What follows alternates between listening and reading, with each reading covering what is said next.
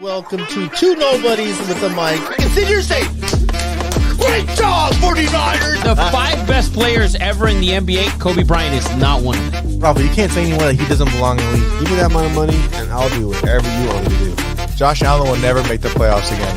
The SEC is straight trash. This fool was a crumb bump. Oh, he was in one of those vests? Yeah.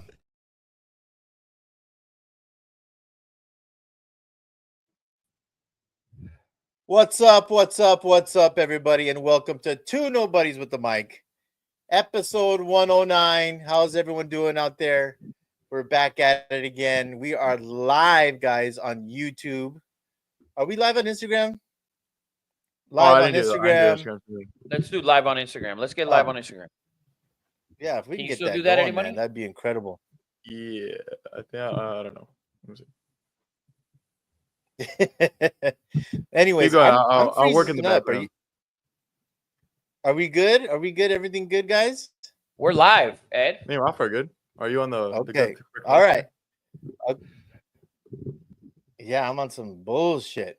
Anyways, guys, welcome to the Wednesday edition, NFL, everything else. Last night we did college football, and hope you guys enjoyed that.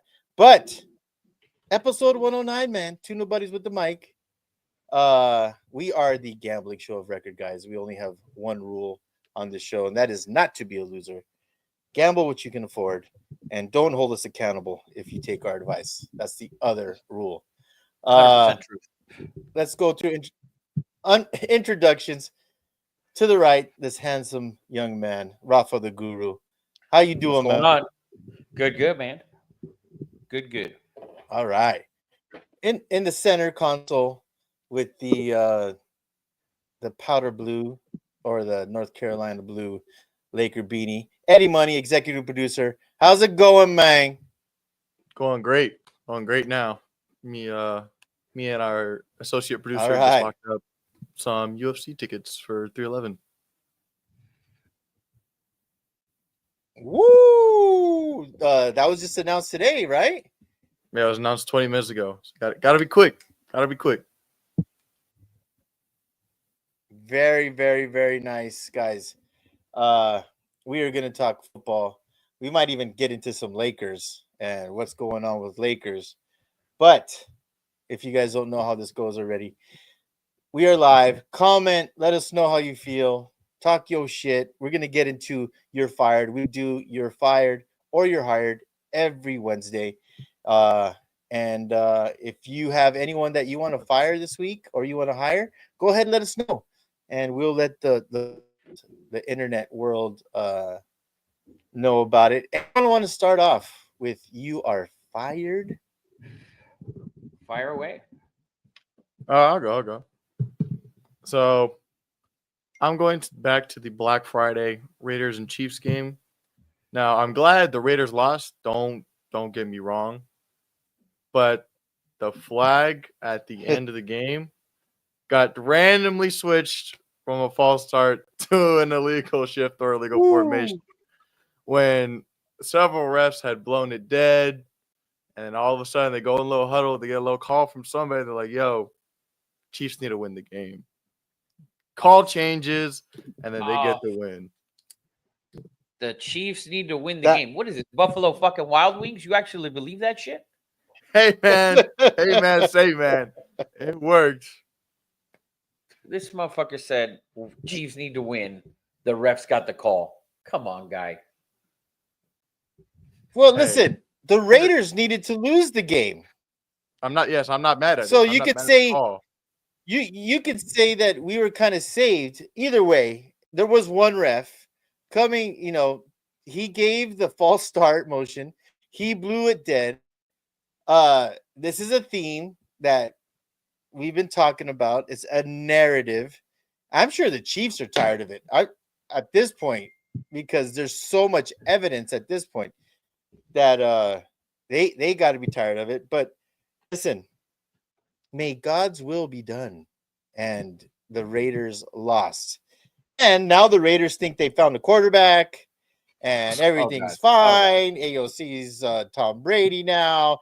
Dude, it's so bad. Raider fans are completely delusional. And, whatever. Great firing, Eddie Money. Thank you. I'm trying to fix this connection, guys. Is that what it is? Rafa? Man. Yeah, I'm freezing I up. don't want to fire anyone. I should fire the playoff committee for keeping Indiana in, but there's no choice. So, but I don't want to fire or hire anyone this week. I might, I'll actually, fuck it. I want to fire LeBron James for not taking a fucking game off. You need to take a fucking game off, fucking old man. You're playing like shit. That's it. That's all I got. Really bad. Yeah, he is. 0-0. He hasn't made a 3-point. I know they're playing today, so he might have made a 3-point shot, but he hadn't made a 3-point shot in 3 games. This is the worst week. This is the worst week of basketball he's ever played in his career. And it's a thing. It's a thing. He's 11 of 16 tonight. 1 for 3 from 3, and his fucking plus minus is minus 24. Ooh. Oh my gosh. They're getting their ass absolutely. His plus minus is the worst on the team, Rafa. Like it's first of all, can we show him some respect and love for actually making a commitment to playing all 82 games? That's badass. In today's world, guys, you get paid. You get paid for every game, and guys are like, we don't want to do it. It's ridiculous. So I give him respect for that. But you're 40 men, and the wheels have fallen off the wagon at this point. Yeah, he's playing like Really shit. bad. So Although today yeah, it's fucking he's 11 of 16. Although his plus minus is fucking minus 24. So not good. Yeah, he still has 25 points. should he needs to take the ball to the hole, man. That he needs to stop shooting threes. He's never been a 3-point shooter. Although Well, he's done like, he's done that tonight, top and he's five only or shot. whatever. He's done that tonight, but the team's down 26. So I mean, Hmm. he's 11 of 16. He's only shot 3 times from 3.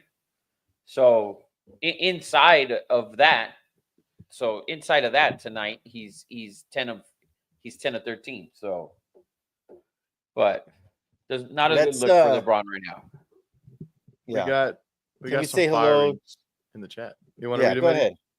No, you're good. Yeah, I just want first of all, I want to say hello to Michelle, Day One, Rick. What up, Rick? We got Matthew Rocha. What up, Matt? How you doing, man? But Rick Flores wants to fire all the refs on this for not being on the same page. Someone didn't read the memo on making the calls. Eddie Money was I lost you, Rick. I'm blind. It says someone didn't read the memo on making there. calls. Eddie Money was one. Also, like the 4th down call. Oh, that was ridiculous. That was a first down. But AP needs to challenge that. That was horrible. It was with inside horrible. of 2 minutes. Should I try right? to Ed, what's your deal? not sure. What are you having an issue with? my internet connection, but I would have to shut it down and try to restart it back up. What do you guys think? Is it really bad? You're super late. Yeah. Yeah. Or Let me try to do that. Or try switching to the other one. Whichever one that works. Yeah, let me well. try to let me try to do that, and I'll get back to you because this is distracting as F for me. But let me Okay, so give me 1 minute. Matthew Rocha says fire Mayo, and I assume he says he means Gerard Mayo. Yeah, he's a Pats homer.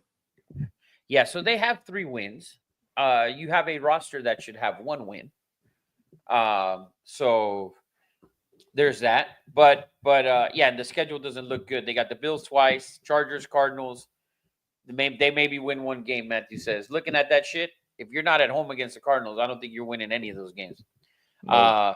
CJ says, firing the transfer portal, which is taking opportunities away from high school kids. You've touched on this before. But it's not. It's in all sports, so it's happening in all sports. But it's probably why the product is a little bit better, and there's more teams that are more competitive, maybe because of the transfer portal. Plus, those kids that weren't original 5 stars that went to Tulsa or Tulane or Coastal Carolina or whatever, Eastern Michigan, Western Michigan, whatever. Those guys are now getting opportunities to play Division I, the real Division I. The SEC, the Big 10, the Big 12, whatever. Top dogs. Yes. And then CJ also says, I'm firing Kyle Shanahan. I'm tired. I touched on that last week, the week before. Bro, I think it's time. I think it is time. I think that the run is over. I think it's I don't know. I think it's time. I think it's time to move on from Kyle Shanahan. And listen, you could fire Kyle Shanahan, and Eddie's not here, but he'll say it, that he'll get a head coaching job fucking day 1. He'll get a job. And I strongly believe that. But yeah. Okay, I have a question though. Yes. From someone like an outsider looking in, how do you fire Kyle Shanahan if you know he's gonna get picked up right away from other teams, and basing it off his past seasons, he is consistently getting to those big games in the playoffs? No, I listen, and I agree with you, but you haven't won the Super Bowl, right? And now the team has regressed. A ton of injuries, yes. There's a ton of injuries. Quarterback was hurt, running back was hurt, tight end was hurt. Now you got 2 running back. Your best backs are out now Yeah. for at least the next 4 games. So you're probably going to miss the playoffs more than likely. But it would be tough to fire him because of what he's done. And they just went to the Super Bowl last year. Mhm. But dude, it's just not a good look. The offense looks bad, and that's what he's the master at. He's supposedly a magician on the offensive side of the ball, and your offense looks atrocious, and you're blowing games. You're blowing leads. You're literally blowing leads in these games. Now, I'm not talking about the Bills game or the game against Green Bay either, but the game against Tampa, you fucking barely squeaked that out. You lost you blew a lead to the Rams. I think it was the Seahawks, Arizona. I mean, the list is endless. Like, bro, and I'm big on, and I've always been dating back to Joe Gibbs' second comeback. You lose close games, it's the head coach's fault. There's nobody else's fault but the head coaches. Like in baseball, you blow a close game, it's the bullpen's fault, more than likely. Okay, in basketball and in NFL, more in the NFL, when you blow close games, that's on the head coach. It's on the head coach. And I'm talking close games I'm talking real close games. I'm not talking Cowboys down fucking 21 going to the fourth quarter. They make it a fucking 1-score game at the end. That's not the shit I'm talking about. I'm talking about one possession game throughout the entire game, the entire second half, the entire fourth quarter, whatever. And you're blowing those games. So, and I can see them moving on, but I can, put it this way. If you can go out and get the upcoming next guy, which everyone says is Ben Johnson, and it looks like it's Ben Johnson, then maybe you go out there. But I don't know. I think I would move on from Kyle Shanahan. That's just me. They've underperformed this year, and you need to make a decision on Purdy, one or the other. I'm going to throw it out like I did Dallas last year. It was either Dak or Prescott. Dak or McCarthy. They kept both. They went to. They've gone completely to shit. They played awful.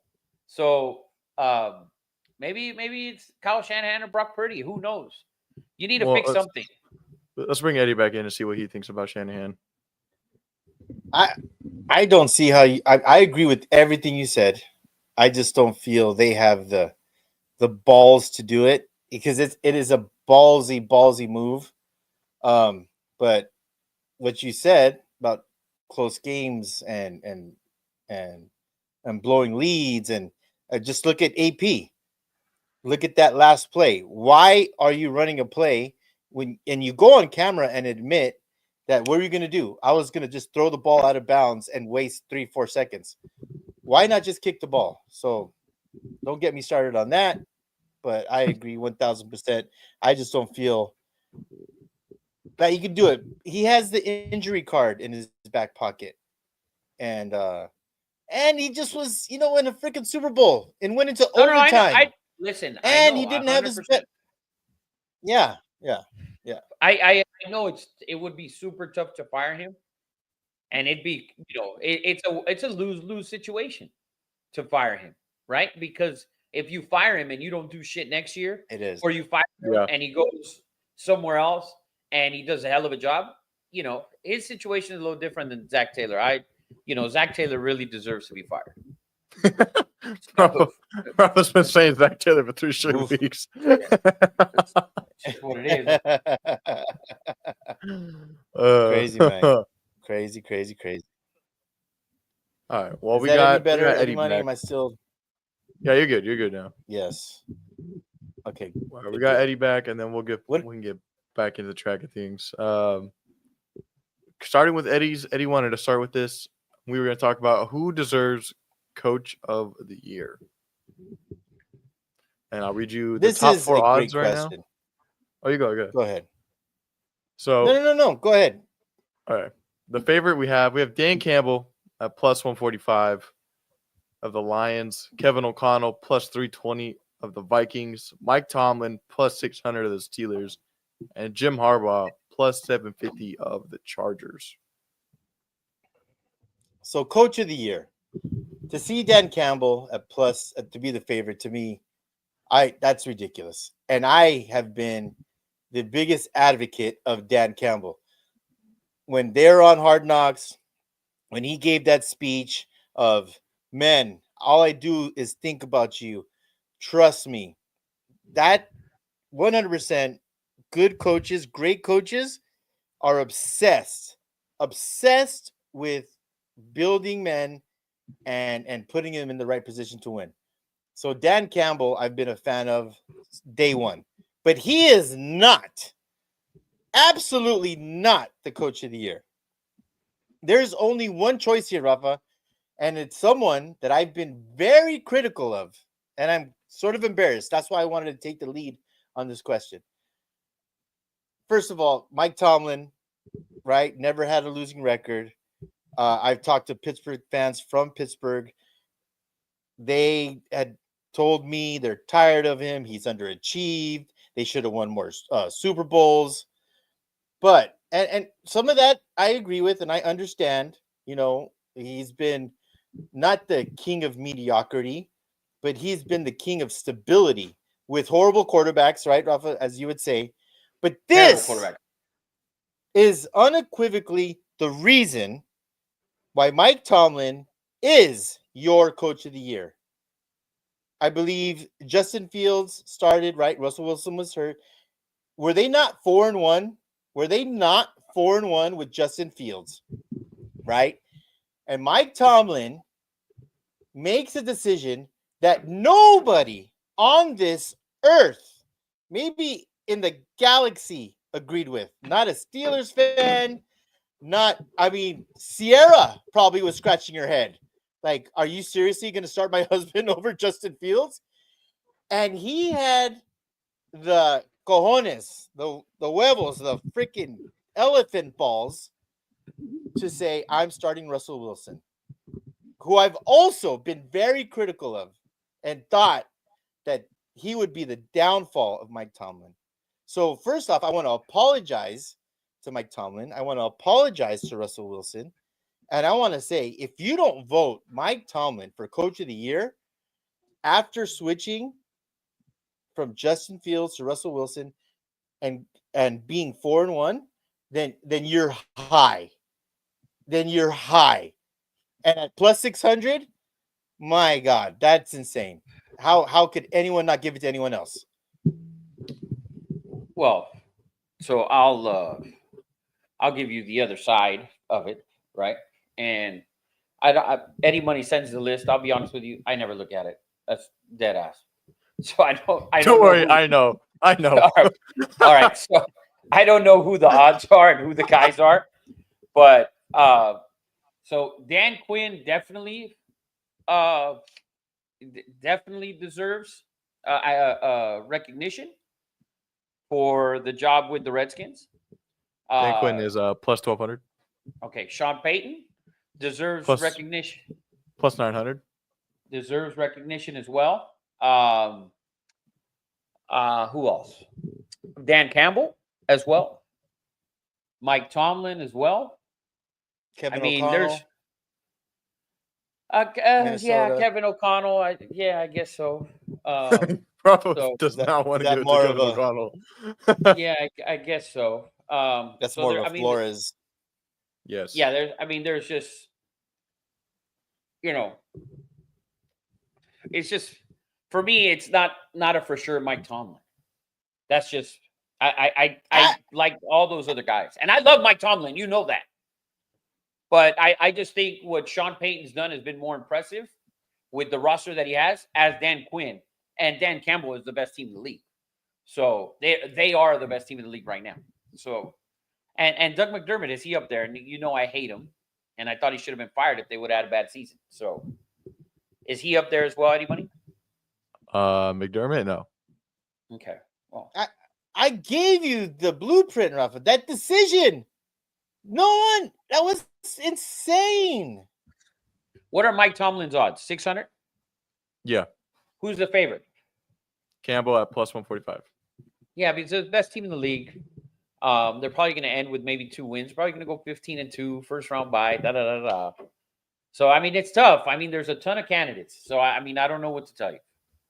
I like Mike Tomlin. I just don't think. I think Dan Quinn's done a better job. I really have.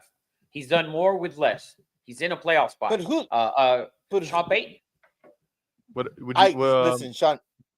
Sean Payton, I have to, I'm not I think his ego is out of control.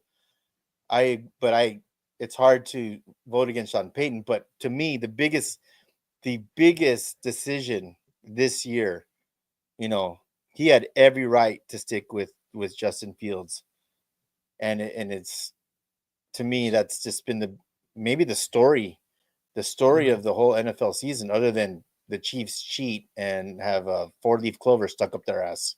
The voodoo magic. The Chiefs cheat. I love that. Yes. What about do you guys give any thought to Jim Harbaugh at plus 750 with what he's done in his first year with the Chargers, the complete revamp?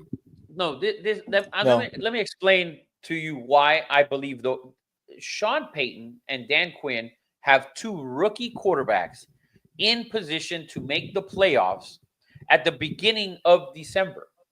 If they run this out and each one of them wins 10 games and they're 10-7, who the fuck thought those two guys were going to win even 10 games combined? They have a chance to, so at 10-7 or even 11-6 for either one of those teams, dude, it's an accomplishment already. And so with rookie quarterbacks, that's what I think. Pittsburgh's roster was a lot better than both of these other rosters. It was an amazing decision what he did to bring in Russell Wilson. I fucking wanted to ridicule him because that first half that he played against the Jets, up until that, dude, if you watch that first half of that first game, he was terrible for fucking 29 minutes of that first half. And Chris Collinsworth was glazing him. And I just felt like, I swear to God, and I said it that night, if you ever thought the NFL was scripted, that is the game where you think it is, because Chris Collinsworth is literally sucking off this man in a first half. And go back and watch that first half. That first half, Chris Collinsworth is sitting there, Russell Wilson, look at this throw. He had 7 straight incompletes, Chris Collinsworth, you prick, but he had the script. He had the script. Aaron Rodgers turns it over right before halftime. Aaron Rodgers doesn't turn it over on a down that he didn't even need to throw the ball. And that game, and Russell Wilson probably gets benched the fucking next week. Or that second half. It was awful. Instead, he gets the ball back, makes a throw. All of a sudden, he's in the game. They come back and absolutely annihilate him. And Russell Wilson is now fucking, comeback player of the year. So Mike Tomlin, his roster's there. The other two guys, rookie quarterbacks, much improved. They crushed their win totals already. So so that's what I look at.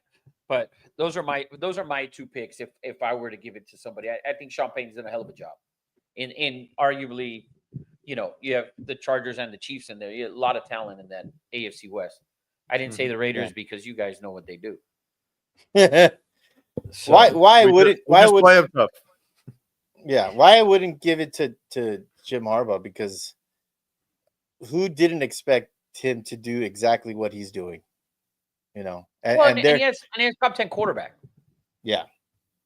So he's done a good job. He's done a great job. There's no doubt about it. The problem is there's a ton of guys that have done great fucking jobs. That's fair. That's fair. So, I mean, if we were to give one for the worst coach in the league, we can give one to Zach fucking Taylor or Antonio Pierce. They're in the running for a Razzie. I love it. I love it. The next award I wanted us to talk about was the NFL Comeback Player of the Year. I want to see who you guys. So I think it's Russell Wilson. You can give me the odds, but Russell Wilson is plus 1,600. Who's the favorite? Joe Burrow minus 210. I think because of the injury, but I don't see why he should win it. Why should he win it? I don't see a point either. I don't get it. Russell Wilson was basically god awful for the last year and a half. Like, he was terrible. And now he's rolling. They're number one in the AFC North. I mean, and Joe Burrow's team has 4 fucking wins. Yes, he's fucking got 20-something touchdowns, 4 interceptions. He leads the league in yards, all of that. The problem is his team has 4 fucking wins. Oh, his defense sucks. Yes, his defense sucks. They were down to the Chargers by fucking 20 points in the first half. He only scored 3 points in the first half. Don't forget about that shit. So, Joe Burrow is a reach to give it to him. Yes, but comeback player of the year, I feel like it needs to mean a little something as far as I've done this for my team to excel. Yes, Right? and Yeah. not just So- a good personal season. Yeah, that's what I think. I mean, but Joe Burrow's Agreed. been phenomenal. He's fucking been great. But I think Russell Wilson's comeback. I feel like it's it's a Yes. real fucking comeback. Like we're watching a Did man you who's guys- already a fucking MVP. Matthew, Did just you a Joe guys Burrow see- comeback? What are they smoking? I want some. Yeah, seriously. Facts, Matt. Did you guys see Najee Harris glazing him in the locker room? He was taking video of him No. after the win, and it's Russell Wilson by himself. No one within 6 lockers, and he's taking video. And Russell Wilson's putting on the trench coat, and he's like, "Mr. Unlimited, I'm bringing Mr. Unlimited back." And Russell Wilson, you know what? I kind of got goosebumps. Like, you know what, dude? Good for you for shutting dudes like me up on a stupid podcast. I completely trashed him, said he would be, and he just put it on. Dude, it's just like putting on his clothes, like I'm just doing my thing, whether you like me or not. He's all in. And that's a great pick. I'm gonna give you a sort of off the wall pick, and someone that I've been impressed with, and who did he win it last year? No. I'm gonna say DeMar No. Hamlin, right? And he was far and above the favorite last year. We all know, dude basically died on the field, came back last year, didn't do shit. This year, after I think the Bills lost like 7 starters on defense, he came back. This dude has 70 tackles, No, 1.5 he's hitting, too. sacks. Yeah, 1.5 sacks, 9 passes defended, and 2 picks. We all thought that it was just like a ploy when they brought him back last year, like, come back, win the award, whatever. DeMar Hamlin's balling out this year. And I probably would give it to Russell. I just wanted to give some flowers to DeMar Hamlin, and what a great story. He's having a terrific season at safety, and they lost a bunch of studs on defense over there in Buffalo. Who I'm curious, Eddie Money, who's second, third, and fourth? They still don't make sense. Kyler Murray at plus 900. I guess Kirk Cousins a little bit at plus 900 because of the Achilles injury at the end of the year. Anthony Richardson's at plus 1,300, and so is DeMar Hamlin. And then we got my personal comeback player of the year, Sam Darnold at plus 1,600. He fucking Tell me- sucks dick, dude. He's fucking He's leading He his terrible. does not. 10-2 Bro, team. he is fucking terrible, guys. He's fucking You horrible. saw he made some bad No. decisions, No, but he he brings his team back. bro. He's 10-2. He's 10-2 Yeah, off he's a year where he's- no one wanted him. Nobody. Nobody wanted him. He sucks. He literally sucks. He is putting me with some superstar players on offense, and I'm gonna make a fuck ton of mistakes, but my defense is good enough to still keep me in this game. So at the end of the game, I can still find somebody to make a play. His turnovers are worthy of just vomiting. He I'm has sorry. bad. He He has does have some terrible bad- turnover. I'll tell you what, Minnesota is a first round exit in the playoffs. One agree. and fucking done. Because dude, listen, I hope he goes 13-4. I hope he does. And I hope the fucking Raiders come in and give him the bag. Because they're that fucking stupid. He's terrible. You guys I can love see Sam it Darnold happening. so much. You love Sam Darnold. Go suck him off at fucking Vegas. That guy sucks. He sucks. Watch that man play football. He's terrible. He's terrible. I'm sorry. He could be 10-2. He could be fucking undefeated. They're not undefeated because of him. He's awful. God awful. You're He's only four- giving like He's fourth in I mean, touchdowns and 10th in yards. yes. Like And what is I he in agree with interceptions? everything you said about his turnovers. He has really bad turnovers, but he's brought his team in clutch situations and made big plays. Was Like that one game? There's yin and yang to that narrative. Yeah, there's yin and yang that I will keep you out of the game, and my defense will keep me in the game. So then your retarded ass can fucking come in the game and score a fucking touchdown, please. Is exactly what it is. It's god awful to watch. It's tough to watch. I'm sorry. I watched him on what was it, Sunday night or Sunday afternoon? It was disgusting to watch. It really was. Saturday morning, Sunday morning, whatever the fuck it was. That motherfucker should be playing on Tuesday nights. Top Gun flag football, Balboa and victory. He's god awful. That motherfucking trash. Oh, Matthew said Rafa facts. Vikings are carrying him. If Vikings had Kirk, they'd still be the best team right now. Bro, you put any fucking quarterback in there. Marcus Mariota, Ryan Tannehill, fucking Matt Moore. Go get Matt Moore off the couch right here in Valencia. Go get his ass. Anybody with that the way that defense has been playing and that fucking talent on the offensive side of the ball. My God. Bro, you put anybody out there. Well, don't put fucking Kirk Cousins in that discussion. Kirk Cousins has been really bad and cost the Falcons some games. He threw 4 fucking picks. Oh yeah, no, I'm not throwing Kirk Cousins in there. He's been awful. Okay. Yeah. You said anybody. Awful. Well, almost anybody, and I named you backups. I named you backups because that's what Sam Darnold is. But by the way, since you brought up Kirk Cousins, I think if they lose this week, I don't know if they play this week, but if they lose another game, whatever their next game is, if it's this weekend and they lose, and I believe, and they play the Saints, right? No, they play the Vikings. Oh my God! Listen, if the Falcons lose this game and he's god awful again, and against that defense, my friend Brian Flores is coming for that ass.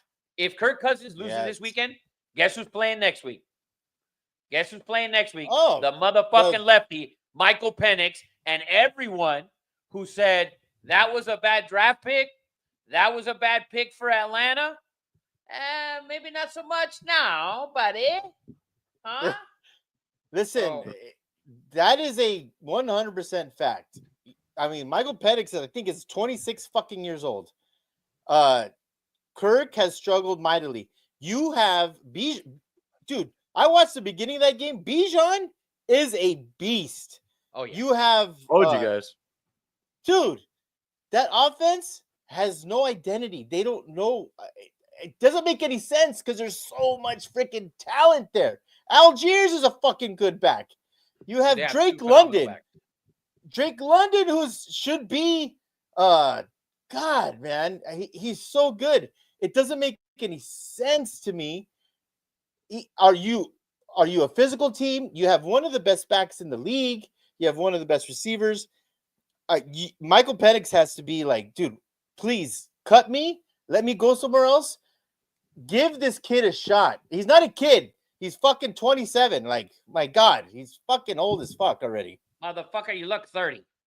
That's why he wears a do-rag, because he's fucking, his hairline's like fucking He's like Jay. I was gonna say Jim Brown from CBS. Homeboy's hair starts Jay. like back here. You could have said You could have said Okay. Jay. The worst. only reason I hold on. I'm bringing up fucking Jay real quick because it's the worst fucking punishment in fantasy football fucking history is that we had this motherfucker who walks around bald headed as fuck. All right, and he has to wear a hat to everything. This he probably fucks with a hat on, and his fucking punishment is shave his head. You did him a goddamn favor. He probably get him. Look at he shaved his head. His wife got pregnant. He got more pussy. Yeah. And she has, are you kidding? She has 2. She has 2 in the oven. Exactly. Yeah. He did it right. He put 2 in the bam, bam. It's like keep going, daddy, rubbing that. But other than that, he was fucking with a hat on. And you better clip this shit and send it to his ass. 100%. Yes. And I guarantee you, his hat wasn't backwards like Dan Quinn. No. He's not a backwards hat guy because he can't wear hats backwards because his fucking then you'll see it hairline. from the front. And of course, you'll see the 3 Homer Simpson hairs coming out from the front. Doink. But anyways, go ahead, Eddie Money. Sorry, I had to give you fantasy football. Oh, that's funny. I was gonna say terrible. I don't think Penix will see a start this season because the Falcons are somehow still number 1 in their division. But that's the mid-record. That defeats. I mean, But Matt Rocha had a great. Kellen DeBoer can thank Penix for the Bama job. That's real. Facts. That's real. And how long are you gonna let? And listen, I'm big Kirko. I'm Team Kirko all the way. But dude, his 4 interceptions, 4. Yeah, it is disgusting. how many games have they lost in a row? Is it 3? Let me see. I feel like it's 3 or 4. It's 3 in a 3. row, and you lose this week, and now all of a sudden it's like, bro, you were way ahead in the division, and now you have faded.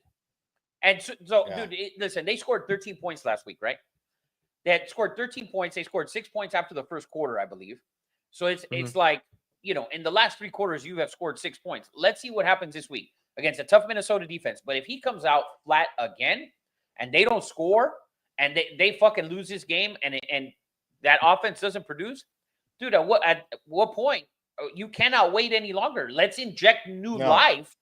And it's injecting new life in a first round top 10 pick. It's not we're injecting new life with fucking Hendon Hooker in the 3rd round for Detroit. We're injecting new life with a motherfucking top 10 pick, a man who was in the national title game, a man who won the Pac-12 and won a playoff game. That's who you're bringing in. You're not bringing in some random top 10 pick. You wasted it on him. The leash is shorter than you think, Eddie Money. And we should have had Ryan Holmes on for this. And you know what? If it happens this week, we should have Ryan Holmes on next week, and he can elaborate on it.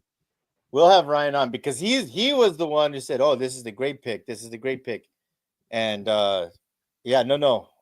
Listen, we all love Big Kirko. We all love. I mean, the dude. I think he won not man of the year, but Walter Payton. No, it wasn't. It wasn't Walter. It wasn't, but it was something else. He's an incredible dude. Payne Award. Kirk Cousins is an incredible Christian man, so I will never root against him. But you have a dude like Rafa just said, who threw the ball downfield. We saw it in person. The way it reminds me a lot of Stevie Young, man. The way he throws the ball on those posts and those post corners. My God, it was beautiful. So, Zach is finally in the house. He says, "I'm only here to say fuck the overrated SEC and Bama. Sorry for my language, Grandma." Whoa. And then Matthew Rocha points up to it and says, "I know, right? Bama does this every year. If we go to 16 teams, ND and Bama will have auto bids." And then he asked Rafa, "How was the view this morning?" Oh, I didn't watch the view because I don't watch that show, if that's what you're asking. But I did have a beautiful view at the Industry Hills Golf Club, which was phenomenal. Although it was, screwed by fog for the first 40 minutes. But and then Matthew Rocha says these torn Achilles quarterbacks need to go. Speaking of torn Achilles quarterbacks, great transition, Matt. The next one. Thank you, Matt. The Jets quarterback room. Jets are currently 3-8, and they're 3-9, and they're gonna play a good team. They're playing Miami in Miami this week, so realistically, they might go down to 3-10. It's over.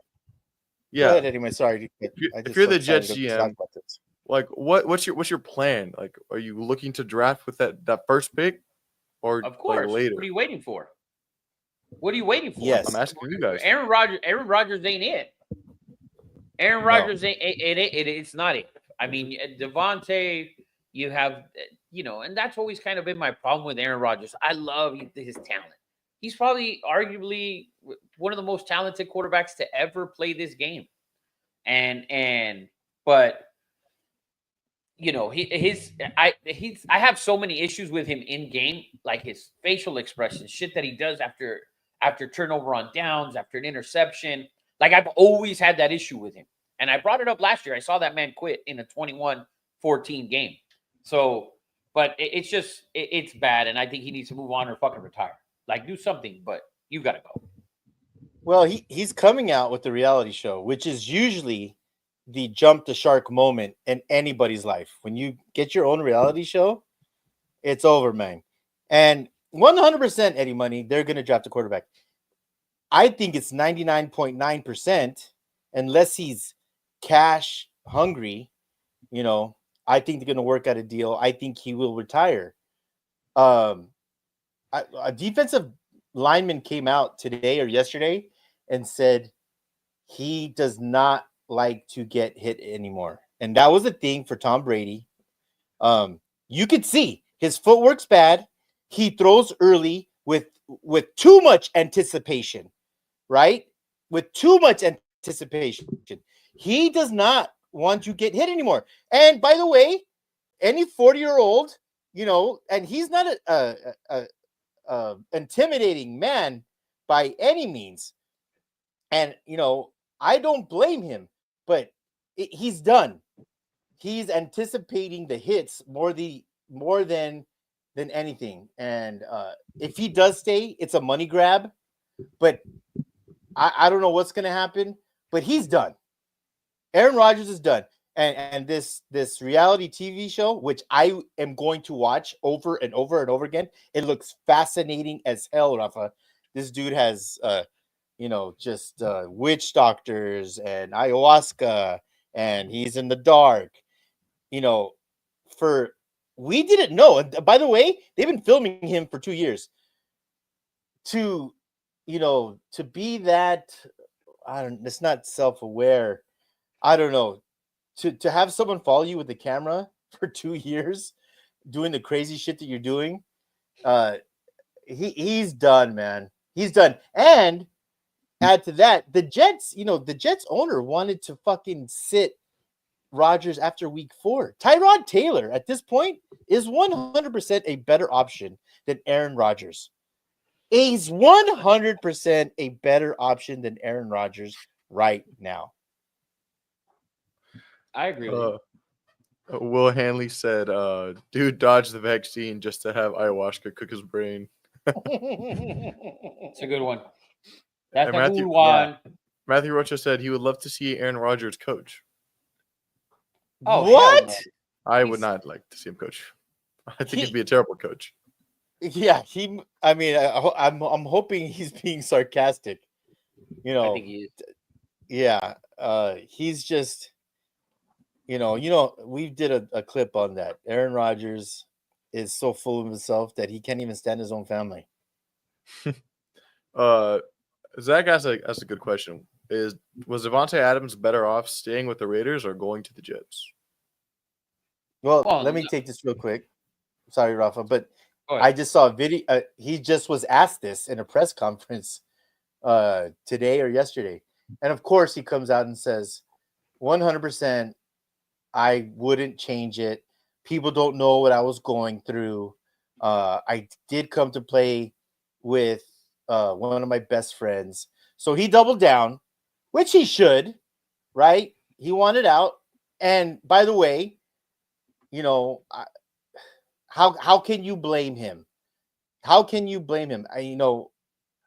I'm not a fan of what he did, but I understand what he did. And Rafa said it for 2 years. You're wasting this guy's talent. I didn't agree with Rafa at first, but I probably would have left too. But karma's a bitch. Karma is a bitch, and you are in the same fucking situation that you were with the Raiders.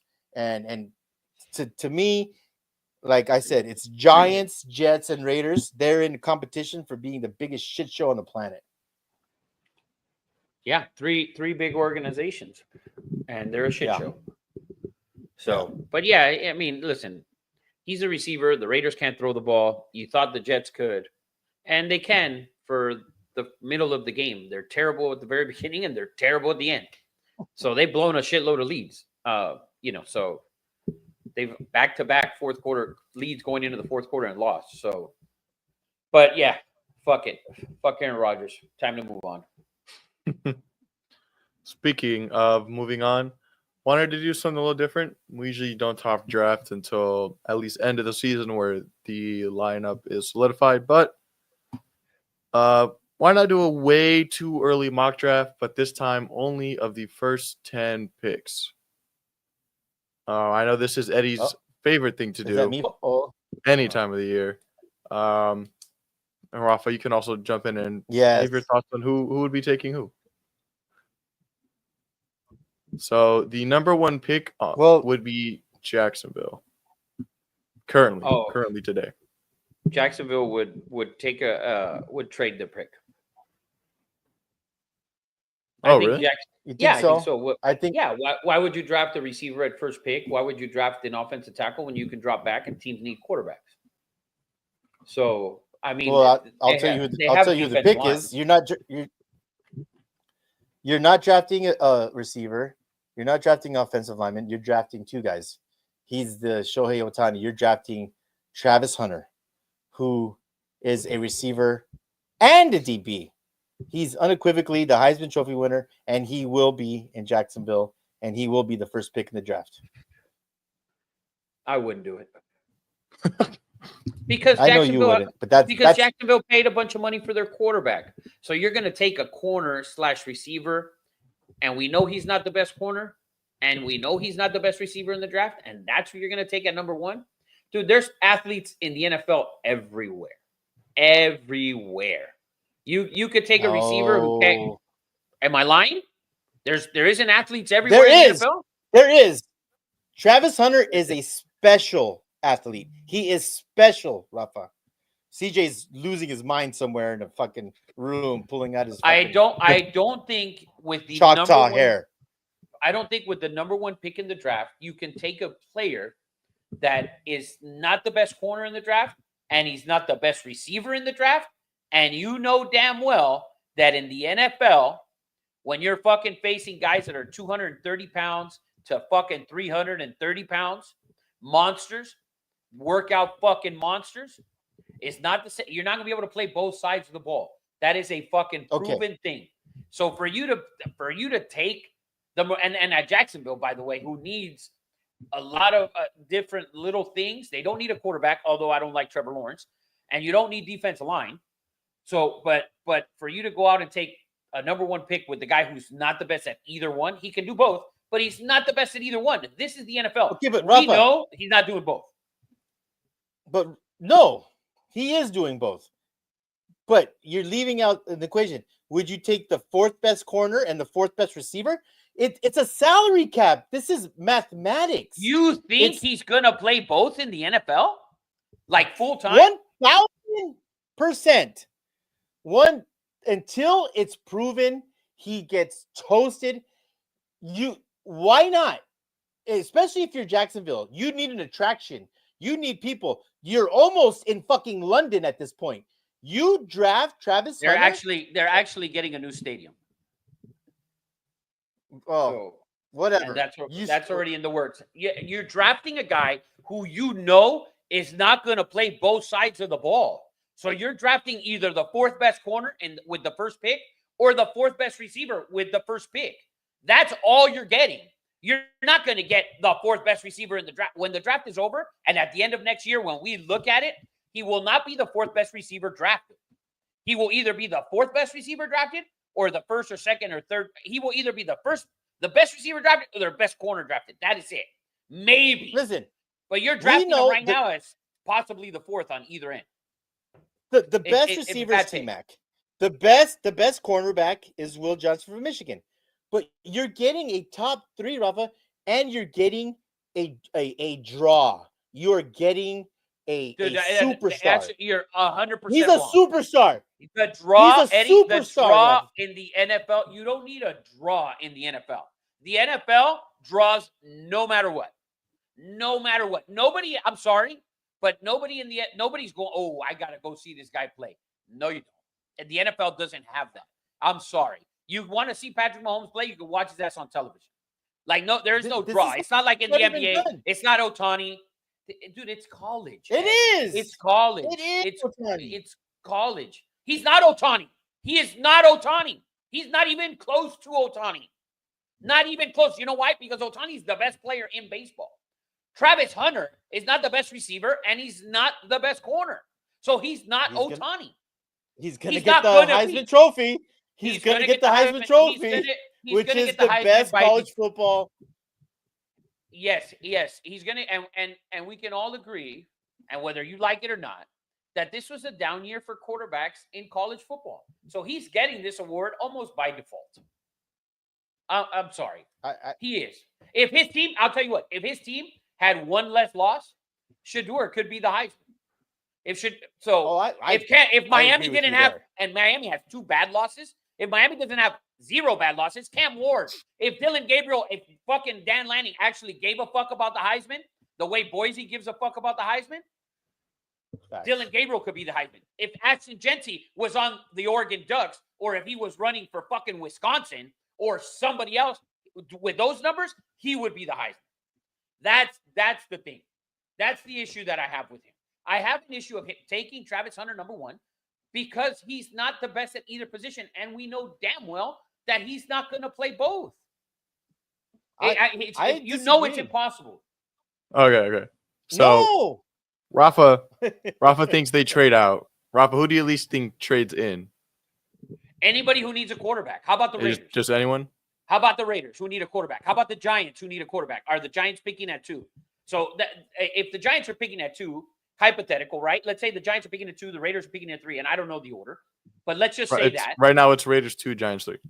Okay, so if you're the Giants, if you're the Giants, if you think that your quarterback is Shedeur, if that's who you're going to draft, or whoever it may be, Carson Beck, we know it's not.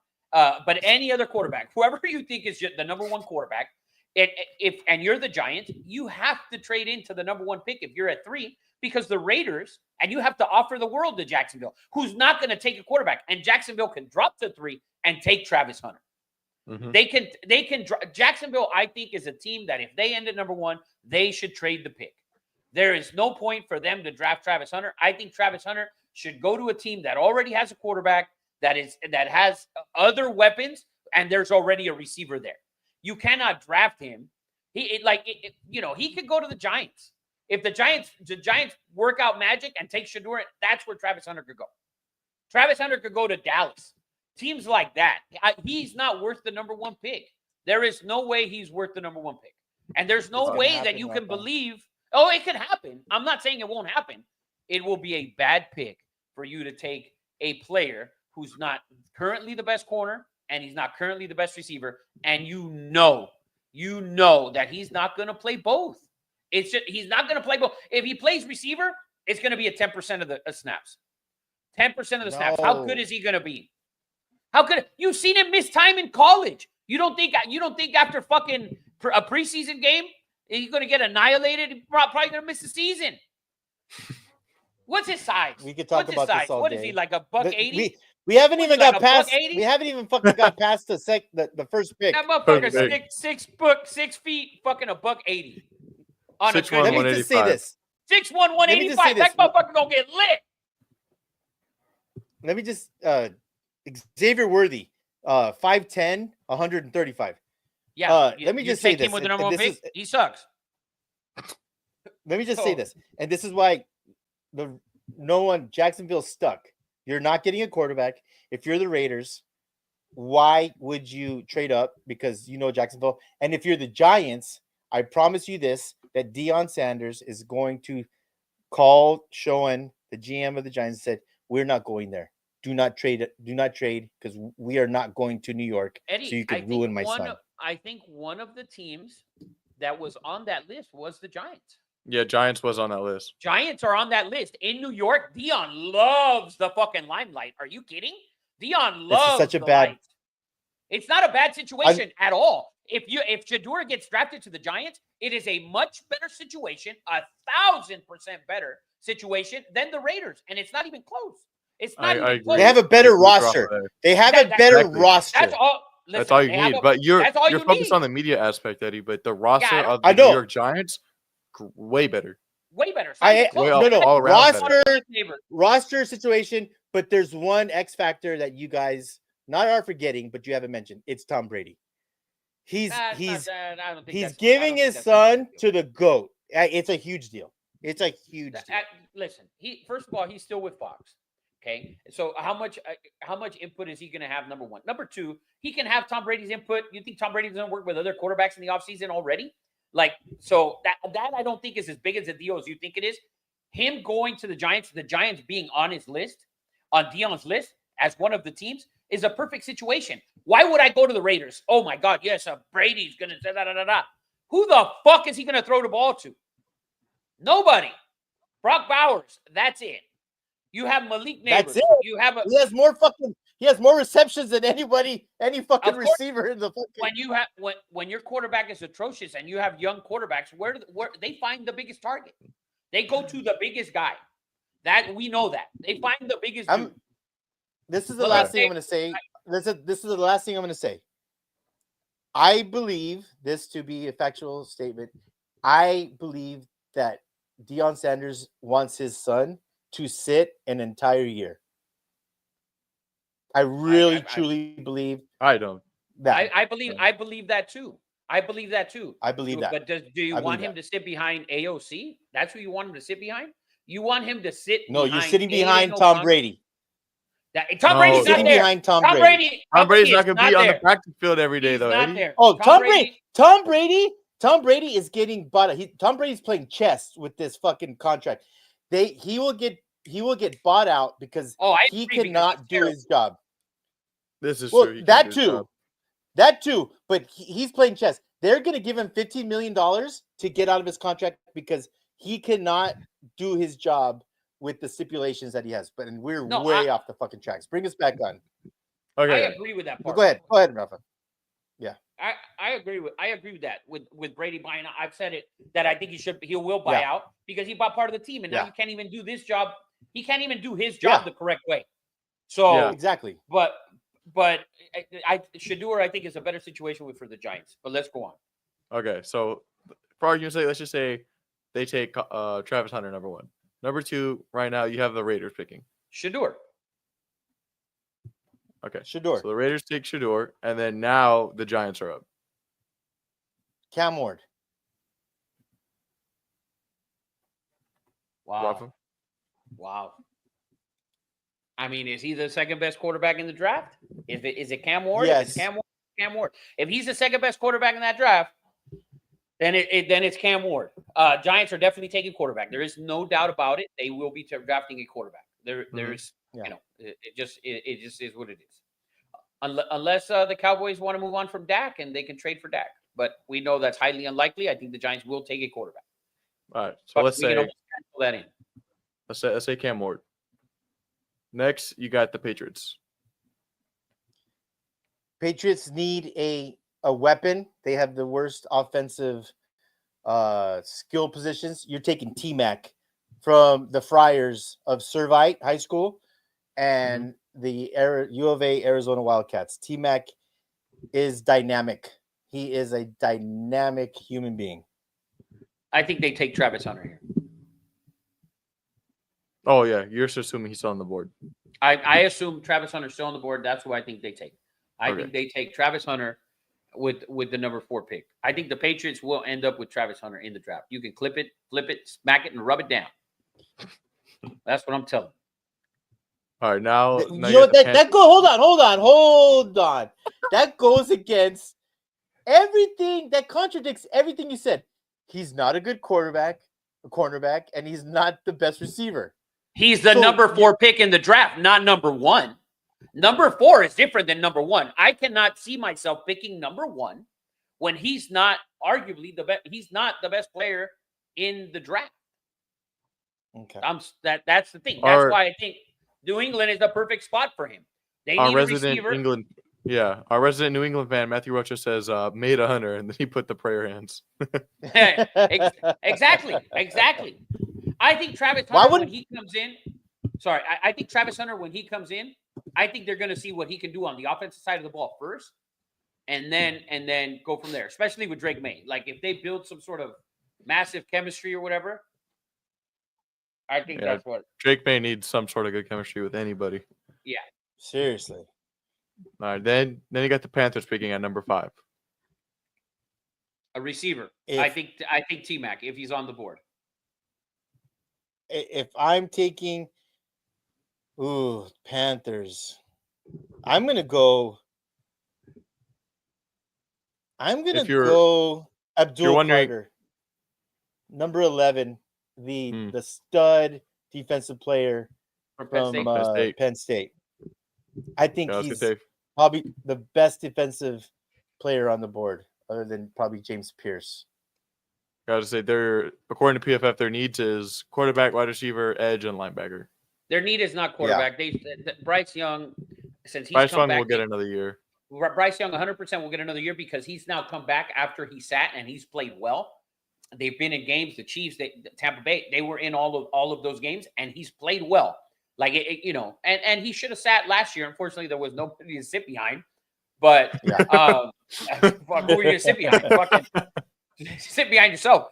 So I think it'll benefit him. I think he's gotten a lot better in the last 4 or 5 weeks. They've been in games. He's improved a ton, and that's what you Should want to have see. beat KC, man. They should have, and that's what you want to see from a young quarterback. I think he needs a weapon, and I think it's T-Mac in this spot. I think Carolina takes T-Mac with this pick. Yes, I do. Wherever their pick is, I think their pick is gonna. I think all of these teams. I really believe that the Giants move up to number 1. The way it's set now, I think Jacksonville would trade out. I strongly believe that. I cannot see them taking a slash at fucking number 1 at the number 1 pick. I can't. I'm sorry. No, and then after the Panthers, you have the Jets picking, who we talked about earlier. If they're in position to draft the quarterback, here the next person off the board would be Jalen Milroe. But I don't see them taking Milroe personally. I can see them taking Milroe, and I'll tell you why. The Jets, their strong suit has been their defense, right? Their defense is a ton of players. Milroe would help you keep the defense on the sideline, maybe move the chains, run the ball effectively, and it'll help out any running back you have back there because you have a guy who can run it and throw it, Lamar type quarterback. Mm-hmm. So I think the Jets, it would be a phenomenal pick for the Jets. They can get back to playing defense and running the ball. And if Milroe comes in and he's throwing the ball, 18 to 22, 23 times, that Lamar number where he should be at, that I always talk about. But I throw that shit. The Lamar number, I'll make a shirt. I'm going to make a shirt, Lamar number, put just 22 right on the motherfucker. But I think it would be a perfect fit for the Jets. They are a defense of team. They should focus on that and build from there. And you don't need. Plus, in New York, it's cold as fuck. You go to Buffalo where it's snowing. It's cold as fuck up there. You're playing in New England where it's cold as fuck. You're not going to be able to throw the ball, and your strong point is your defense right now. That is your strong point. Build on a quarterback. You don't want a gunslinger coming in there because he obviously doesn't help you. We've seen what Aaron Rodgers wants to do is sling the ball, and they can't run the ball for shit. So I think Milroe would be a good spot for them. I can see them taking him there. Eddie? I ditto everything Rafa said. Everything Rafa said. People underestimate Milroe is the second coming of Lamar Jackson. I believe that wholeheartedly. He is. You know what though? He weighs 20 more fucking pounds. 100%. Which his elusiveness, it might not be as he might not be as quick as Lamar, but it's there. By the way, this is gonna be a great clip. You need to clip this whole segment. Too early mock draft. This is gonna be phenomenal. People are gonna talk shit and hate me for the Travis Hunter take. But we need it all. Let's go on. It's great. Next is we have Tennessee. So their main need is quarterback and wide receiver, and then PFF also has tackle. Well, I believe the best tackle is the kid from LSU. Yes. I'm trying to find his name. He's Will a Campbell. freaking stud. Will Campbell. I knew it was Will. I would probably take him, but I would also look at the best cornerback in the draft, which is Will Johnson from Michigan. But I'm a big fan of taking linemen that will be there for 10, 12 years. So I'm going to go Will Campbell, LSU. He's a monster, man. Yeah, I agree with that. I think the play there is offensive tackle. They need to protect their young mayonnaise eating asset. So that's the best description of Will Levis I've ever heard. Make sure you clip it. Mayonnaise eating spot asset. on. Yeah, there it is. Spot on. It's disgusting, but hey, let's do it.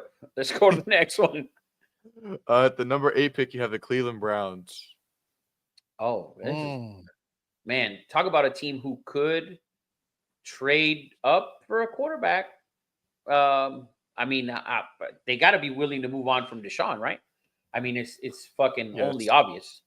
So, they could trade up. I don't see I'm just glad to hear quarterback those here. words out of Rafa's mouth. So, yeah, that's tough, man. Who do they have in their early mock draft for them taking? What are their needs? So they have quarterback, running back, wide receiver, and tackle. I didn't really see running back as a need because they still have Chubb, and he's not terrible. Well, and you're not taking a running back in this first round. So No. there's no Bijan out there. So definitely not. But I could see them maybe trading for quarterback or something like that. I like the defensive end from James Pierce from Tennessee.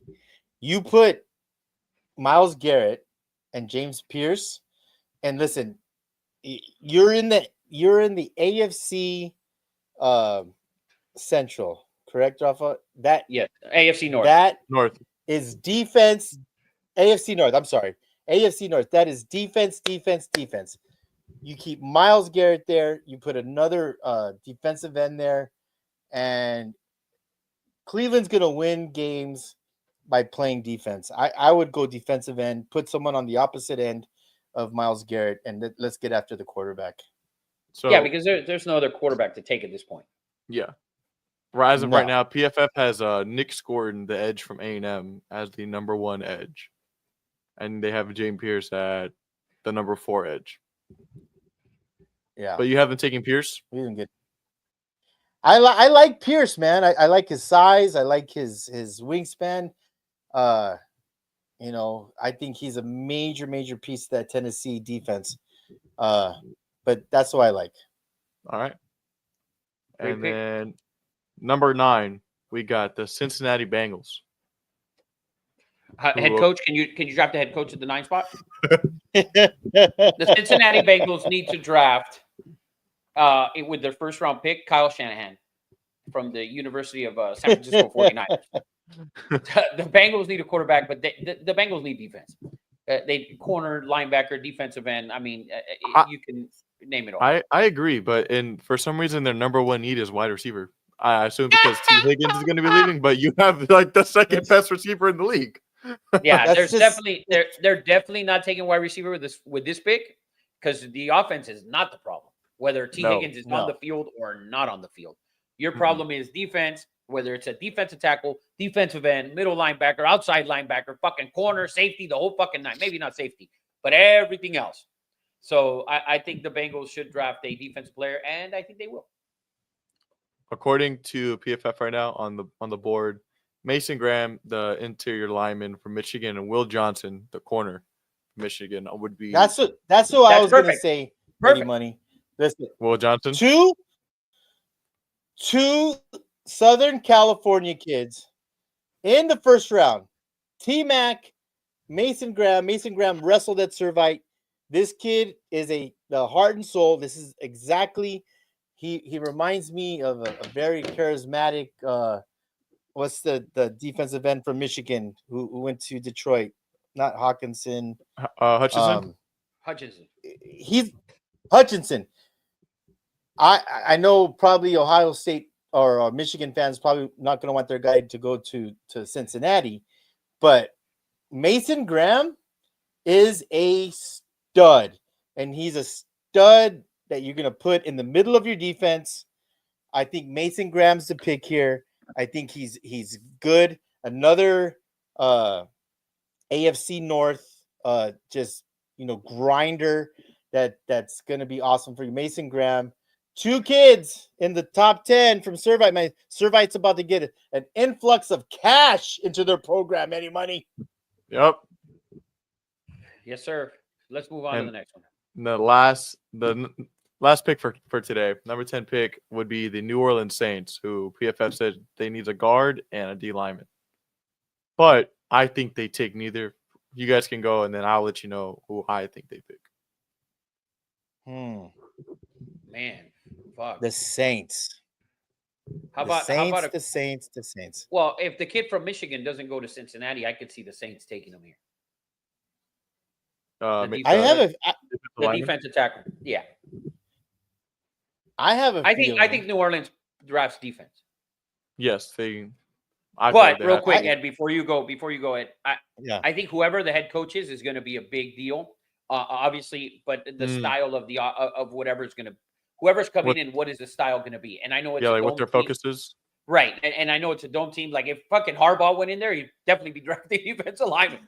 But if Kyle Shanahan Jr. went in there, or any Shanahan or any offensive minded coach, then we might see something else. But I would think they draft the defensive lineman out of Michigan if he's there. Eddie? I have sort of off the wall, but I think, and I know they have a running back that's long in the tooth, long gold teeth. I think this is a spot where you might see Ashton Genty going to the Saints. I don't can't With see Alvin it. Kamara? Defensively, dude, Alvin Kamara, listen, he had a really good first fucking 3 weeks? He was 4 great weeks? last week. He's good He's every still week. great. He's good every week. Yeah, is every he, week. Is he good? Every week. Let's pull up his numbers. Can we pull I'll up his pull him numbers? up right now. Pull up his numbers. Is Pull up he his good numbers. every week? Every Yes. week. Every week. He's pretty damn good. He's pretty good every fucking week. Amanda's happy. Says, "Sup, fellas." I'm assuming that's B-Tab. Yeah. How you doing, Amanda? Good to see you back. Or maybe you never left. I don't know. All right. Eddie, last week he had 23 for Okay, 112. last week. Okay, last Eddie, week. dude, Eddie, he's been good. Where does He had but 23 but for he's a 112. running back. Yeah. He's a Yeah. running back. And the miles, unless they broke the Dude, odometer, Eddie, with and the they're number rolling them back. the number 10 pick in the draft is not going to be Ashton Genty, No. not to the New Orleans Saints. And there's no way that this man is even in the first round. And he might not even be the best running back in this draft. There's a kid out in Kansas. There's a kid out in Kansas who's pretty fucking good. Let's not go there. That's a different conversation. All right, I'm just throwing it out there. Okay, But he's definitely not going to the Saints. he's not going in the first round. He's not going in the first round. I think he will. I think right. he I think he goes will. the I first think round. we should cut. I think we should cut bet that. Well, as Can we we get cut closer to bet the this? draft, As we get closer, we gotta we figure out who's gonna be Okay. like the order first. Yeah, But I'm just saying, Definitely- first round. Rafa says no, not in the first round. oh yeah, I would do that. But definitely, they're definitely drafting Alvin Kamara. He is extremely efficient when he gets the ball. It's extremely old, and NFL GMs don't So like is Derrick old running Henry. backs. really. So is Derrick Henry. That's Derrick different. Henry's showing. That's What's different. different about what's Alvin different Kamara is about also different. He's pretty damn different. pretty good. He's good. six in carries, 7th in yards, and he averages like 4.5 a carry at 29 years old. Whole lot of Ciabatta. All right, but I think, All right. me personally, I think the Saints draft Will Johnson out of Michigan. They just traded away Marshawn Lattimore, and then get the best corner to fill in a need, which PFF doesn't think they need, which is I think just wrong. Eddie, money. That's what I was going to say, but that was too easy. I wanted to be controversial. Either Oh, of the two Michigan kids. Either of the two Michigan kids. They probably go back to back 9-10. The way this draft is, the way we have this first draft mock draft, those two kids probably go 9-10. You'd probably have back to back Michigan guys just because both of the teams' needs are on defense. Mm-hmm. Yeah. But lead us away to the next one. But that was our fun. top 10. That's it. I'm gonna give a little sneak peek to the draft, and Eddie gets excited with the draft. Yeah, No, and you I gotta want to flip go it. into You the gotta- third round. Can I Yeah, go you into gotta- the third round? I feel like 10's not enough for me. I need some more mock drafts, man. You need to clip that. You need to clip that. We gave good information. We gave good first week intel. That was a good one. Let's get on to the next thing. What's the goodies? What's on? What else is up? All right, now we'll go into the breakdown, talk about the main couple games of the week. Starting off with a banger on Thursday Night Football. You get the Packers playing the Lions. The Lions are favored by 3.5 with the over/under of 51.5. Where's this game at? It's in It's gonna be Detroit, cold. and it's in Oh, Dome. wait, no. Oh, it's It'd be cold inside. outside. Thursday night always means bet the under, except this Thursday night. Let's bet the fucking over. Let's bet the over on this game. But you know what? Take the fucking Lions. Don't take the over. Take the Lions minus 3.5. I think the Lions, they're gonna come out and dude, they are the best team in the league, bro. Like they really are. They faded there that Chicago game a little bit, like they slacked off, but that's not usually who they are. And I think they'll be ready to roll. And Detroit at home, I think they got it. I think they're going to cover the 3.5. I think they're going to win by 7. I am. Man, I agree, but the Lions, I heard something. They have the worst pass rush in the entire league. So they need to start. Aaron Glenn needs to start making some adjustments. He needs to start blitzing. And if you give Jordan Love plenty of time, which I just said they have the worst pass rush in the entire league, Jordan Love can do some damage, man. And you struggled against a horrific Chicago Bear team who blew that game, who absolutely blew that game. Well, they blew the chance to tie the game. They didn't blow the game. They never had a lead.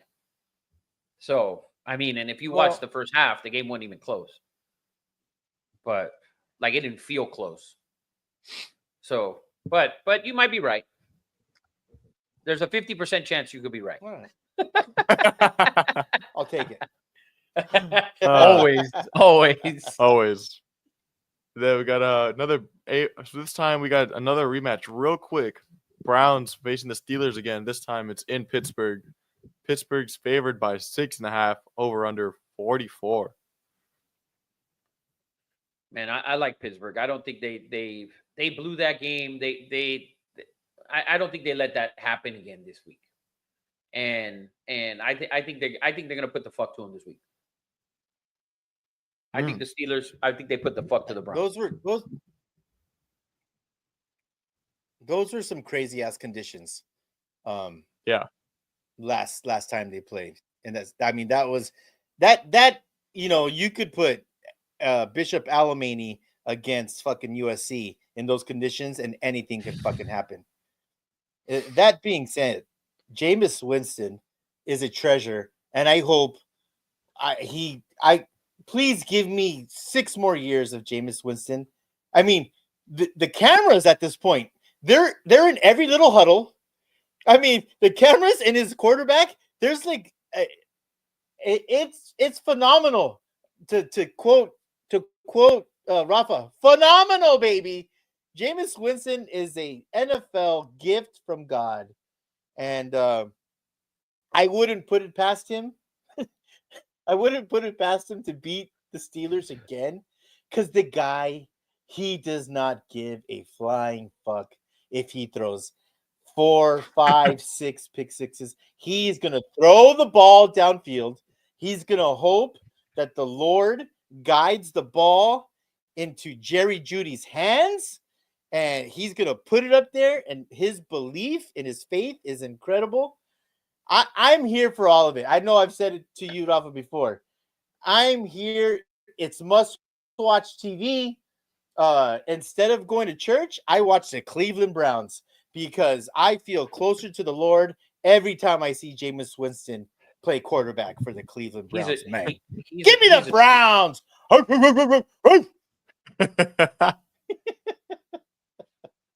I like it. Yeah, he's hilarious to watch. It's actually funny. There's 2 sides of people's opinions on Jameis Winston. I was in the bar the other day, and some guy comes up with his buddy, and they're watching the games on the TV. And he's like, "Man, did you see that Jameis Winston interview last week?" Which West Hollywood bar? Which West Hollywood bar? He was at the Ivy. He was at the Ivy. He was at the Ivy. Can't be named. Don't visit me. He was at the Ivy. Yes. But they're talking about the game. Don't click that. They're talking about the game, and one guy he's like really excited to talk about Jameis Winston. He goes, "Man, did you see that Jameis Winston interview?" And the other guy's like, "Yeah, man, he's just like an idiot." And the other one's like, "What? Man, he's like the best thing ever." He's so hilarious. Like the way he jumped in that snow after the interview. Like it's two opposite spectrums that people like the way people see Jameis Winston. Yeah, I like you him. gotta embrace it at this point. You gotta embrace it at this point. And you know what? And I don't even think it's an act. I remember following Jameis Winston in Elite 11 with Trent Dilfer ran. If anyone knows high school football, Elite 11 has been going on for 25 years. It brings the best 11 high school quarterbacks in the country. Jameis Winston won that, and he was different as F. They did it here. They do it in California. He went to the Third Stream Promenade, and what I mean, Jameis Winston. This is not an act. This is exactly who he is, and I'm here for all of it. If you hate on him, hate because he throws crazy interceptions. But I hear what you're saying, Eddie Money. People think he's a clown, but this is who he is. It's not an act. Oh, yeah, it's hilarious. So it's a joy to watch. Oh. It is a treat. Be tap ass. Tapia wants. You got water in the pool, yeah. I need to settle my bet with Eddie and cook some tacos and get that pie to the face. Bring it on, B-Tap. You put that pineapple in that pastor, man. It's amazing. Let's say we got this game will affect the major draft order. So we got the current number 1 pick, the Jags, going into Tennessee that played Titans. And the Titans are favored by 3.5 with the over-under of 39.5. Yeah, this game is disgusting. It's a shit show game, but I included it. Why? No, as you should. It's race for number 1 place. Man, it's huge implications. Is Trevor Lawrence? Eddie, is he weird? Trevor Lawrence is out. He's out. He's out for a while. He might be out forever. But he's out for the season. Dude, I like the Titans in this game. I like the Titans. Wow. I do too. I like the Titans in this game, and I don't even know why. Is it because you like Will Levis more than Mac Jones? I actually hate Will Levis, and I don't like him when he's the starting quarterback, and he eats mayonnaise at a ridiculous rate, which is why I dislike him. But I dislike I dislike everyone. I don't like Mac Jones. I think it's I like the Titans -3.5. I think they win this game by 4 or 5. 20-13. I agree. I agree 100%. Mac Jones, ever since I saw him walk like a principal going to break up a fight in the cafeteria on draft day, and you and CJ, Eddie Money, have this early narrative that Alabama was elite at quarterback, and that's why they've been so good. That is false. That is a false narrative.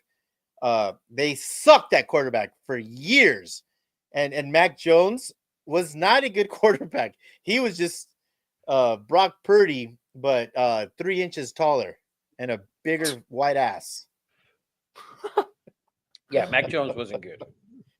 So going into the more important games of the weekend, teams that need to make a statement. Seahawks are playing the Cardinals again for heavy playoff implications. Cardinals are favored by 2.5 at home, over under 44.5. Man. Okay. While you take a breath, Rafa, I know you hate Seattle. I know you hate their politics.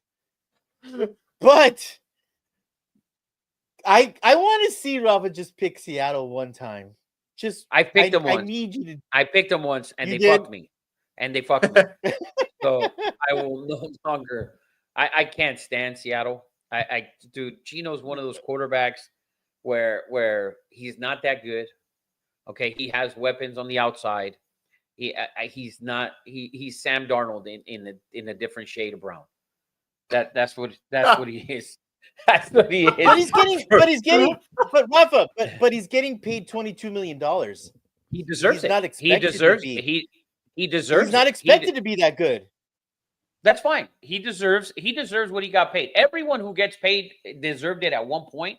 I don't hate on people's money ever. So you're never gonna hear me say, "Oh, this guy." Da, da, da, da. I don't hate on people's money. He deserved it. $22 million is a deal. for a quarterback in the NFL who starts and somehow wins games. In my opinion, I just don't like him. I don't like him. Kyler Murray, and like for me, Arizona is just, you could throw them away at this point. For them going into Seattle after their bye and putting up 6 points was disgusting. And then they lost that lead last week to the Vikings. Like, I think they are trending way down. So I like Seattle in this game. I think Seattle's going to beat them. The way Arizona played the last 2 games, I don't like it at all. So I think I just vomited. I think I threw up in my mouth. Vomit. I believe they just gave James Conner an extension and paid him, which, by the way, 100% deserved. If you guys don't know his story, cancer survivor from University of Pitt Panthers. He's not fast. Yeah, he's balled out. He's not fast. He's not the most shifty, but the guy has the heart of a lion. And the fact, Rafa, and we agree on this, the Arizona Cardinals are a straight up enigma inside of a Rubik's Cube, inside of one of those Russian dolls. Like, who the fuck are you? I still watch their games waiting to see magic happen. And the only magic is they don't follow daylight savings in Arizona. That's the only magic I see. Yeah, they're trending down. I think the last 2 games after the bye, they had the lead in Minnesota, multiple scores. They blew it. They weren't able to move the ball at the end. It was just I don't like the way they've been playing. So if I have to pick a team, I'll pick Seattle because they've won a couple in a row. They went on the road to the Jets, a game they should have been trailing 28-7, and Aaron Rodgers is a fucking turd. And they cut the lead to 21-14, and 21-16. They ended up coming back. Matthew Rochas, he calls Sam Darnold. I'm reading all his comments. Yeah, he called Geno Smith. He's Yam Brown. That's why I like Seattle. So I'm reading all of Matt's comments. That's why I'm laughing. They're so fucking good. How many picks has Mac Jones thrown? Patriot homer through and through. And for Matt to be a Mac Jones guy. Yeah. All right. Semi-important game. This one mainly for the Dolphins. Jets are going into Miami to play the Dolphins. Dolphins favored by 6, over under 45 to keep the potential hope of the Dolphins making the playoffs alive.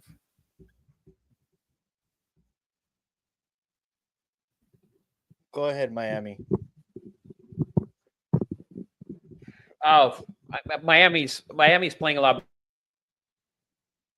So I think Miami easy here for Miami this weekend. Yeah, the Jets are falling apart like the Wright brothers' first invention of the fucking airplane. It's that whole experiment. It doesn't make any sense. There's talent, like you said, on defense. There's talent on offense. I love Miami. I love Miami in this game. Miami's back at home after a bounce back from being in Green Bay. I think they'll play well back at home. And then the last game on the docket, AFC West division game. Chargers going into Kansas City to play the Chiefs. Chiefs favored by 4, over under 43. Oof, man, I don't like anything with the Chiefs, bro. They don't cover. They don't do shit right at this point, except win games at the end, assisted by the referees, supposedly. So we'll I know we're not going to cover the Raiders game, which we shouldn't. But the delusional Raider fans on social media this week that we might have found this, we might have found that, AOC this, found nothing. AP. No, we found nothing. AP. Yeah, you found nothing. The Chiefs almost lost to the fucking Carolina Panthers. They've almost lost. The Chiefs keep everyone in the game. Fucking Ohio State would be fucking a missed field goal away from fucking beating the Chiefs at this point. They blow no one out, and I don't know if it's good at this point or bad that they're doing. I don't know if they're the best 11-1 team because they they find a way to pull it out, or they're the worst fucking team. I'm so confused on the Chiefs at this point, Rafa. I don't know. All I know is take the other side because they are not going to cover anything. They don't fucking cover They don't. a 6-year-old in Minnesota with a window open in their fucking home. They don't cover shit. Don't ask me where I fucking came up with that. I have no fucking idea. But yeah, it's fucking nuts. All right, and then edits up our last segment of the show. This is our playbook, sponsored by Cut. Everyone gives their favorite bets of the weekend. You can find us on Cut and bet us there. Code 2nobodies. Use our link in Instagram. Rafa, you want to go first with your favorite play of the week? My favorite play of the week is going to be the Pittsburgh Steelers -6.5 at home. I think they come out and just kind of assert themselves as the best team in the AFC North. The game last a couple weeks ago against Cleveland in Cleveland, the weather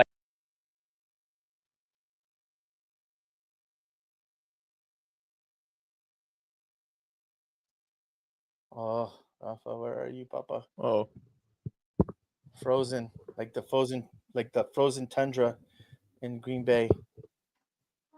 I know. We'll go to my favorite cut bet of the week. Can we go to my favorite cut bet of the week? Find me at Bosco Ed. Going to Cut. It's an amazing. And if you love our show, support us. Sign up under Cut. It's an amazing community gambling app. It's freaking awesome. The owner's amazing. The people that work with them are amazing. And that's why you should join them. Stop giving money to MGM and all these huge conglomerates. It's a mom and pop shop. Oh, I shouldn't say that. Cut that out. It's a legit community-based, fully legal gambling app that you'll enjoy. And if you enjoy the Two Nobodies, go sign up on Cut with code 2nobodies. My play of the week is the Miami Dolphins at home coming into good weather. I told you Tua in cold was a thing. That was my play last week, and I 100% nailed that shit, but we didn't get it out to you soon enough. My play this week is Miami Dolphins -6 points with the lowly, embarrassing New York Jets getting their ass kicked by the Dolphins in Miami. That's my slam dunk of the week at Bosco Ed. Cut. Go find us there, and that's my playbook, man. Yeah, I'm not sure. I thought we had Rafa back, but yeah, last week we were 2-1. But we can see if we can get it back. But this week, my favorite play of the week is the Chargers and Chiefs under 43. I think this game is played extremely tight. If you want to take a team on the spread, I would take the Chargers. I think the Chargers can potentially upset. They almost did it last time. Chiefs letting everybody playing close. I think Harbaugh will capitalize on their mistakes when there will be one, because there will be one. I think it goes under for sure, though. Heavy defensive game. Yeah, no. I agree 100% with that take. Should we take a little 30-second little break? Because I want to talk a little bit of Lakers, man. If we can. Rafa's internet went down. Okay. So we could. Do you want to end it here, or we could do like a quick little thing? Let's do it. Let's do a 2-minute break and see if we can come back, and then and see how that goes. All right.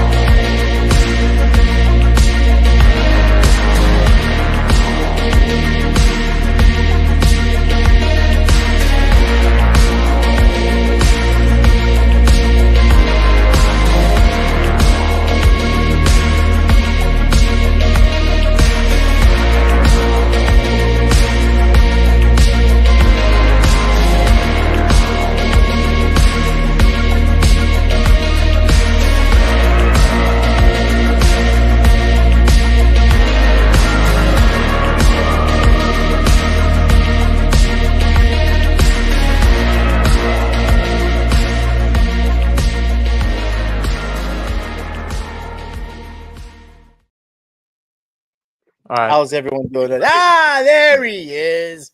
My man, the guru.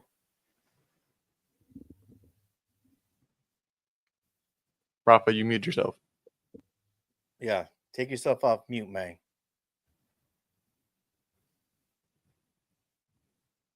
All right. We can't hear you, Rafa, but guys, we took a little break. Right now, we are doing our playbook, our best cut bets of the week. Go follow us on Cut and also subscribe or download the app. Put in the code 2nobodies. You'll get a what's the bonus, Eddie Money? You'll get a 10% discount when you deposit. Yes. So, we were waiting for Rafa the Guru's cut play of the week, but Well, I anything heard else, it. Eddie Money? He had Steelers minus 6.5. He just thinks that they'll roll them at home this time and not really get them in play, especially with the weather not being as absurd as it was last time. Well, I won't argue it, but that's his play of the week. I love me some Jameis Winston, man. Other news. Bitcoin hits 100,000. How party is that? Kansas, the number one team in college basketball, just gets beat by Creighton. Guys, yeah, I mean, Didn't when Creighton football just get season ends, upset like last week too by someone? yeah, I think so. But Damn. College basketball we love starting off hot. college basketball is amazing, and we will continue to give you guys the best content. That being said, Eddie Money, are we ready to sign out and say bye to all the good people? We have B-Tap, Matt. We love you. We got to get you. We're gonna have Matt back on the show on Tuesday to give his opinions and give us some charts on the college football. We have an amazing conference championship weekend for college football. We have some very, very important games in NFL. But that being said, who else joined us on the show? Will we had Zach Handley. in here. Yeah, Zach. We got our man back. Oh, come Can you on, hear Rafa. me? Yeah, There we go. We cannot end the show without you, man. That's bad juju. We could hear you. I can but see we you. can't see you. Bro, I can No. barely hear you guys. Okay. There we go. Okay. Now we can see Can you hear me now? and we can Yeah, hear you. Yes. There we go. Now I can hear you. I can't see Eddie Money. The shit's lagging, but That's okay. That's okay. We can hear and see you. Yeah. Go. So you're giving your cut bet of the week. yeah, Steelers minus 6.5. I think what happened last time in Cleveland, I don't think it happens this time. I think the Steelers come out and dominate this game, kind of put it away early. All right. All right, man. Do you want Anything else? Anything else, Rafa, that we didn't touch on? Nothing. I mean, the Lakers. Damn. Yeah, that's exactly what the Lakers are doing. Falling Just apart. leaving us hanging. Bad connections on offense, bad defense. But yeah. That being said, guys, thank you guys for joining us. That's episode 110, 110. like the freeway going right through South Pasadena, all the way to Torrance. So, Eddie Money, appreciate you, man. Everyone out there, we appreciate you. Continue to follow us. Continue to share, like. Your support and is very much appreciated and keeps us going, keeps us motivated. And that's all I got for you guys, man. Eddie Money, Yes, sir. any last Very words? Very excited. Looking forward to these conference championship games. For those wondering, no one cares, but I think Clemson is a lock on Saturday. I know Eddie doesn't think that. Eddie Ooh. likes SMU. I know. don't. I do. That's the mistake. Did we get our cut bets in, Eddie Money? Yeah, I got it. I could use that. All right, man. We love you guys. That's episode 110. Signing off. Two nobodies with See the you mic. Tuesday. We love you guys. Peace.